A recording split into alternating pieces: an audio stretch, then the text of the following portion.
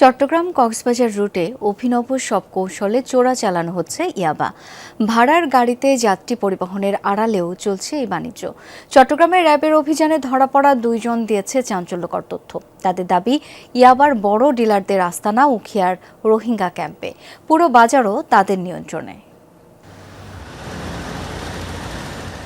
মাইক্রোবাসের ভেতর বিশেষ কৌশলে রাখা ছিল 9 প্যাকেট ভর্তি 18,000 ইয়াবা। এমন কৌশলে লুকানো মেকানিক নিয়ে গিয়েও খুঁজে বের করতে পারেনি র্যাব।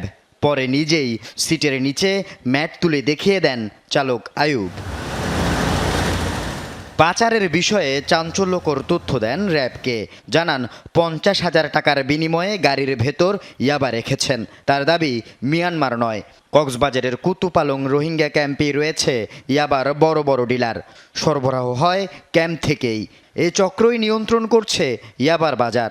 আটক আয়ুবও সেই ক্যাম্প থেকে চালানটি চট্টগ্রামে নিয়ে আসছিলেন।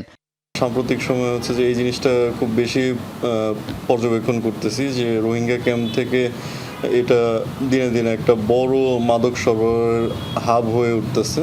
তো আমরা হচ্ছে যে সেদিকে আরেকটু গভীরভাবে নজর দেওয়ার চেষ্টা করতেছি, যাতে করে হচ্ছে যে রোহিঙ্গা ক্যাম্প থেকে যে মাদকের সাপ্লাইটা প্রতিনিয়ত আমাদের চট্টগ্রাম শহর এবং দেশের বিভিন্ন আনাচে কানাচে সরবরাহ হচ্ছে, এটাকে যেতে হচ্ছে যে আমরা আরও কমিয়ে নিয়ে আসতে পারি।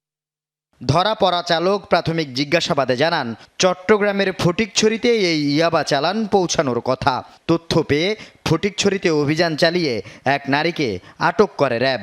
তার বাড়িতেও পাওয়া যায় কৌশলে লুকিয়ে রাখা ইয়াবা। তাকে জিজ্ঞাসাবাদে বুঝতে পেরেছি তার থেকে চট্টগ্রামের যারা হচ্ছে যে খুচরা ব্যবসায়ী, তারা হচ্ছে যে ইয়াবাটা সংগ্রহ করে যে যার মতো হচ্ছে বিভিন্ন ইয়াবার যে পয়েন্টগুলো আছে সেই ইয়াবার পয়েন্টগুলোতে বিক্রি করে। চালক আয়ুবের বাড়ি কক্সবাজারের টেকনাফে। তাকে হাটহাজারী থানায় এবং আটক নারীকে ফটিকছড়ি থানায় হস্তান্তর করেছে র্যাব। তবে বেশিরভাগ সময় ইয়াবা চালান বহনকারী এবং বিক্রেতা ধরা পড়লেও মূল হোতারা বরাবরই থেকে যায় ধরাছোঁয়ার বাইরে। আল আমিন শিকদার, যমুনা নিউজ, চট্টগ্রাম।